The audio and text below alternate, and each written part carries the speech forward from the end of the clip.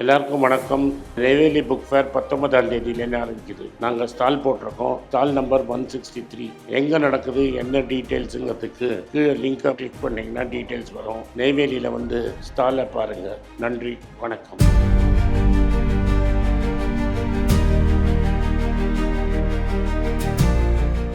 வணக்கம் நேர்களே.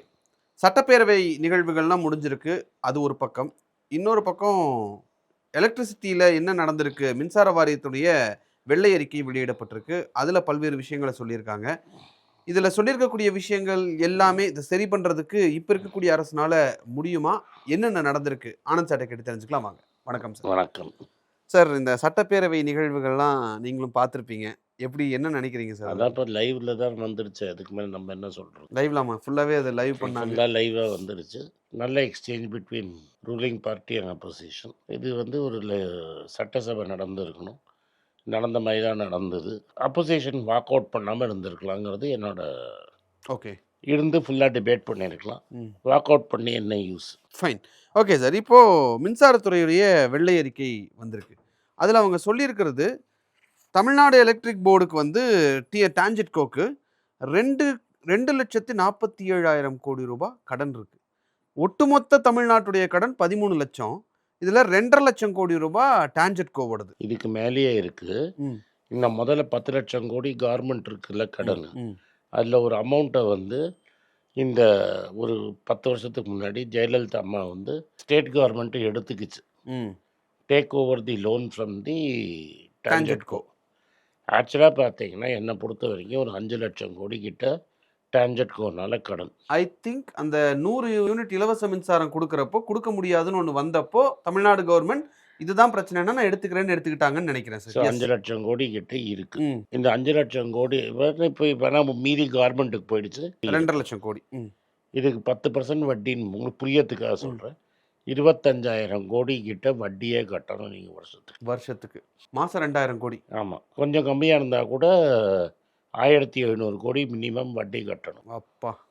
உங்களோட டோட்டல் ரெவென்யூவில் மோர் தென் தட் இஸ் உங்களுக்கு வருவாய்னு வருது இல்லை எலக்ட்ரிசிட்டியில், அதில் மோர் தென் 50% இன்ட்ரெஸ்ட்டுக்கே போயிடும். அதான் சார் 2021 to 26 ஏறக்குறைய ஒரு 5 லட்சம் கோடி வந்திருக்குங்க.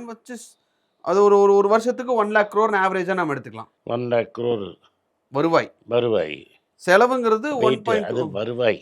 அது நான் சொன்னது என்னென்னா, இது உங்கள் வருவாய் இல்லை, எலக்ட்ரிசிட்டி வாங்குறீங்கல்ல வெளில.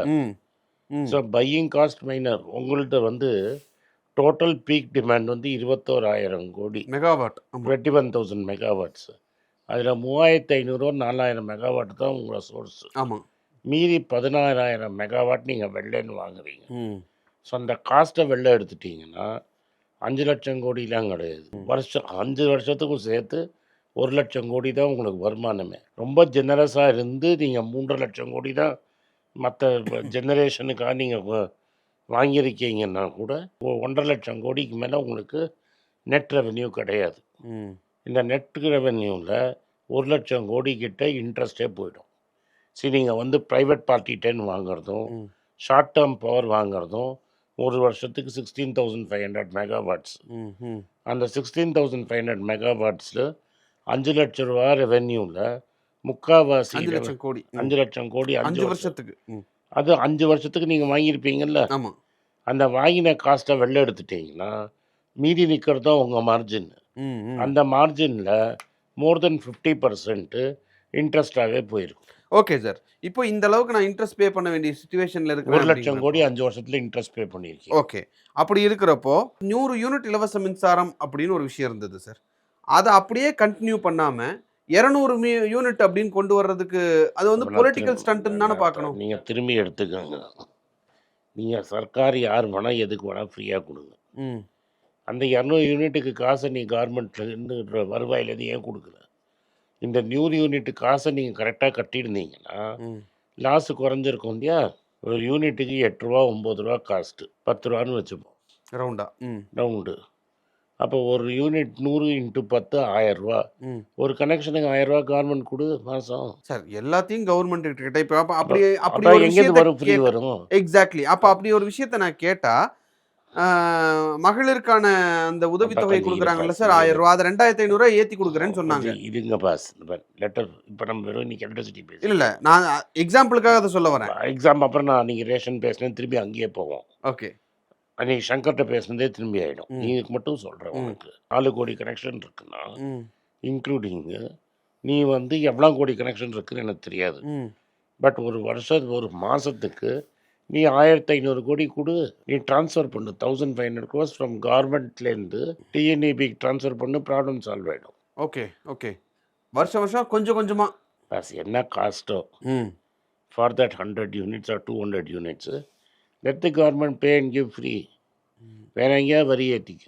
கவர்மெண்ட்டை காசே கிடையாது boss. Let us understand one thing. கவர்மெண்ட்டுங்கிறது என்ன? நம்மகிட்ட வரியை கலெக்ட் பண்ணி நமக்கு நலத்திட்டங்கள்ல வளர்ந்து இந்த பாருங்கள், நலத்திட்டங்கள்லாம் நீங்கள் உங்கள் தமிழ் மீடியாவோட ஸ்பெஷல் வேர்டு ரைட்டா, பயஸ்டு தமிழ் மீடியாவோட வேர்டு. நான் என்ன சொல்ல வரேன்னா, வரதையும் போகிறதையும் மேனேஜ் பண்ணுறது தான் ஒரு அரசாங்கத்தோட வேலை. அதை ஒழுங்காக பழக்கிறாங்களாங்க தான் பண்ணுறாங்களான்னு எலெக்ட் பண்ணி நீங்கள் ஒரு மினிஸ்டர் குரூப் எலெக்ட் பண்ணுறீங்க. வருவாய் வருது, செலவாகுது. கவர்மெண்ட் கஜானால காசு கிடையாது. எவ்வளோ வருவாய் கலெக்ட் பண்ணணும்னு நீங்கள் டிசைட் பண்ணுங்கள், எவ்வளோ செலவு பண்ணணும்னு நீங்கள் டிசைட் பண்ணுங்கள். கொஞ்சம் துண்டு விழுந்தால் கடன் வாங்குங்க, அது ஒரு லிமிட்டுக்குள்ளே வாங்கிக்கோங்க. ஆமாம், இன்வெஸ்ட்டு கொஞ்சம் பண்ணுங்க. இதுதான் 3 நான் இன்வெஸ்ட் பண்ணால் தான் மக்கள் ஒரு ரோடு போடணும், இதெல்லாம் பண்ணால் தான் இண்டஸ்ட்ரி வரும். ஸோ நான் இன்வெஸ்ட் பண்ணணும், இன்ஃப்ராஸ்ட்ரக்சர் இன்வெஸ்ட்மெண்ட் பண்ணணும், நான் செலவு பண்ணணும், நான் வருவாய் வரணும், இவ்வளோ கடன் வாங்கணும். இதுதான் ரூலு. நான் எல்லாத்தையுமே கொடுத்துட்டே இருப்பேன், வருவாயே வாங்க மாட்டேன்னா இதுதான். அப்போது இப்போ சொல்லியிருக்கிறதுலையுமே நீங்கள் பார்த்தீங்கன்னா எல்லாமே கொடுத்துட்டு தான் இருப்பேன், நான் எக்ஸ்ட்ரா பண்ண மாட்டேன்னா இப்போ கவர்மெண்ட் சொல்லியிருக்கிறதே அடுத்த இந்த ஒரு வருஷத்துக்கு எலக்ட்ரிசிட்டி ரேட்டை நாங்கள் இன்க்ரீஸ் பண்ண மாட்டோம் அப்படின்றதையும் சொல்லிட்டு. இப்போ எலக்ட்ரிசிட்டி ரேட்டு இன்க்ரீஸ் பண்ண மாட்டாங்கன்னா அப்போ வேற எங்கே இருந்தால் தான் கொடுக்கணும். வேற எங்கேருந்தோ கொடுக்கணும் அப்படின்னா வேற ஏதோ சோர்ஸில் அதை கலெக்ட் பண்ணணும். நம்ம கலெக்ட் பண்ணி தான் ஆகணும். அப்போ ஆட்டோமேட்டிக்காக அதாவது இப்போது லேண்ட் டேக்ஸோ இல்லை வாட்டர் டேக்ஸோ அதில் ஏறுறதுக்கு வாய்ப்பு இருக்குன்னு நம்ம புரிஞ்சுக்கலாமா? எதுலையாவது ஒன்றுத்துல ஏற்றி தானே ஆகணும். அதுதான் ஒருத்தங்களுக்கு ஒரு இலவசமாக ஒரு நலத்திட்டம்னு அவங்க கொடுக்குறாங்க அப்படின்னா அதை வேற ஒரு இடத்துல இருந்து தான் எடுத்து கொடுக்க முடியும். இல்லாட்டா சிலத்தை குறைக்கலாம். இப்போ கவர்மெண்ட்டில் பென்ஷன் கட் பண்ணேன்னா அதை எடுத்து கொடு. 50,000 ரூபாய்க்கு மேலே நான் பென்ஷன் தர மாட்டேன். 50 மேக்ஸிமம் பென்ஷன் 40,000 ரூபா தான். ஒரு பென்ஷனருக்கு 40,000 ரூபாய்க்கு மேலே தேவையில்லை. ஸோ 40,000 ரூபாய்க்கு மேலே பென்ஷன் கிடையாது. அப்போ பென்ஷன் குறையும் கொடு. பென்ஷனில் கை வச்சா எந்த ஒரு அரசாங்கமுமே பென்ஷனில் கை வச்சா அதோடைய பேக் ஃபயர் பெருசாக இருக்குன்னு அவங்க நினைப்பாங்கல்ல சார். அதனால தானே எந்த அரசாங்கமே கை வைக்கல. நான் உன்னை கேட்டேன்ப்பா, நீ ஒரு எக்ஸாம்பிள் சொன்னேன். ஒன்றை நான் வெய்யின்னு அட்வைஸ் கொடுக்குறேன். எங்கே வைக்கிறான்னு கேட்டால் பென்ஷனில் வைக்கிறான்னு. Okay okay okay okay okay. Possible ways of cutting அப்போ 3 தான்ப்பா. எதர் பென்ஷனில் கை வை, இல்லாட்டா சம்பளத்தில் கை வை. இதில் சார் சம்பளம், சேலரி, இல்லாட்டா வருவாயை ஏற்று. இது 3 தவிர வேறு வழியே கிடையாது. வருவாயை ஏற்றுறதுக்கு என்னென்ன வாய்ப்புகள் இருக்குன்னு நினைக்கிறீங்க சார்? இப்போ இவங்க கொடுத்துருக்கிறதுல பார்த்தா நாங்கள் பவர் ரேட்டை இன்க்ரீஸ் பண்ண மாட்டோம்ட்டாங்க. அது வருவாயை ஏற்றுறதுக்கான ஒரு விஷயம். நீ மீட்டர் போட 100 யூனிட்ன்றது கொடுத்துருந்தது 100ஆவே மெயின்டைன் பண்ணிருக்கலாம். போட்டேன்ப்பா. அது செலவை கட்டுப்படுத்துறது. விவசாயிக்கு மீட்டர் போட 50 யூனிட்டுக்கு மேலே ஒன்று கொடுக்காதீங்க சார். புரியுது சார். இப்போ நீங்க புதுசா ஒன்று கொண்டு வான்னு சொல்றீங்க. புதுசே கொண்டு வர. இப்போ மீட்டர் நான் போட்டேன்னா அது எனக்கு பெருசா பிரச்சனை வரும்ல சார்? என்ன பிரச்சனை வரும்? ஒரு மோட்டருக்கு தான், விவசாயிக்கு எதுக்கு தண்ணி வேணும்? மோட்டருக்கு தான் தண்ணி வேணும். அதுக்கு தான் ஆக்சுவலா இந்த ஃப்ரீ எலக்ட்ரிசிட்டி. ஒரு மோட்டருக்கு 30 யூனிட்டுக்கு மேலே மாதம் ஆகுது. மோட்டர் நீ எவ்வளோ எடுக்கிறன்னு நான் பார்க்க விடவே மாட்டேன்னா. Okay sir. இப்போ அதை ஸ்க்ரூட்டனி பண்றாங்கன்றது ஓகே, அது ஓகே, புரிஞ்சுக்கணும். அது லீக்கேஜ். அப்புறம் இந்த அரசியல் கல்யாணத்துக்கு கொக்கி போடுறதை எப்போ நிறுத்த போற? சரிங்க சார், அதை புரிஞ்சுக்க முடியுது. ஆனா நீ அதெல்லாம் பண்ணு, கொக்கி போட மாட்டேன்னு சொல்லு. அதை போட்டா அதுக்கு ஃபைன் போடுவோம் அப்படின்னு மேபி இந்த அரசாங்கம் எடுக்கலாம். ஃபைனெல்லாம் வேணாம். கொக்கி போட்டே 6 மாதம் உள்ள இரு. இல்லை எவன் கொக்கி போட்டானோ வீட்டில் பவர் கட் பண்ணிட்டு பஸ். இல்லாட்டா உனக்கு சிரிக்காதீங்க, அது சீரியஸ் ப்ராப்ளம். புரியுது சார். இல்லை நான் எதுக்கு சிரிக்கிறேன்னா, அப்படி கொக்கி போட்டவங்க வீட்டில் மட்டும் நீங்கள் பவரை கட் பண்ணீங்கன்னா எப்படி இருக்குன்னு யோசிச்சு சிரிக்கிறேன். ஏன் சிட்டிசன் படம் மட்டும் பார்த்தீங்களா? அதுதான் சொல்கிறேன். ஸோ அதை அப்படி யோசிச்சு சிரிக்கிறேன் நான். ஏன்னா தமிழ்நாட்டில் எல்லாமே சினிமா தானே. இல்லை சார், நீங்களே இப்படி சொன்னால் எப்படி சார்? ஆமாம்ப்பா, சினிமா தானே. ஜெயலலிதா மேடம், எம்ஜிஆர், கலைஞர், அண்ணாலேருந்து ஆரம்பிங்க. அண்ணன் பேரறிஞர், எம்ஜிஆர், கருணாநிதி டைலாக், அம்மையார், இப்போ விஜய் சார், எல்லாருமே சினிமா தானே. நான் மக்களுக்கு சினிமா சொன்னால் தானே புரியுது. அதனால் சிட்டிசன் படம் மாதிரி பண்ணுங்க. மக்களை நினைப்பாங்க கவர்மெண்ட் சர்வெண்ட்னா ரொம்ப நல்லா வந்தேன். நீ போய் பப்ளிக்கில் இமேஜ் பாரு, எஸ்பெஷலி நம்ம சேப்பு சட்டை போட்டுன்னு சுற்றுறாங்கல்ல என்னோட ஃப்ரெண்ட்ஸ், அவன் அப்படியே கவர்மெண்ட் ஆளுன்னா ரொம்ப நியாயம். பாவம், அவனை மாதிரி உண்மை கிடையாது. அவனுக்கு பென்ஷனை கொடு, அதை கொடு, இதை கொடு பண்ணுற அயோக்கியத்தனை எல்லாமே கவர்மெண்ட் சர்வெண்ட். மக்களுக்கு என்ன புரியணும்னா இலவசம்னு ஒன்றும் கிடையாது. இந்த பாக்கெட்டை இந்த பாக்கெட்டு கொடுத்துக்கிறேன். மினிஸ்டர் ஆஃபீஸ்லேருந்து ஃபோன் வந்தால் தான் அப்ளிகேஷனே நடந்தது அந்த காலத்தில். ஓகே, மினிஸ்டர் ஆஃபீஸ், புரியுது, நாட் மினிஸ்டர்.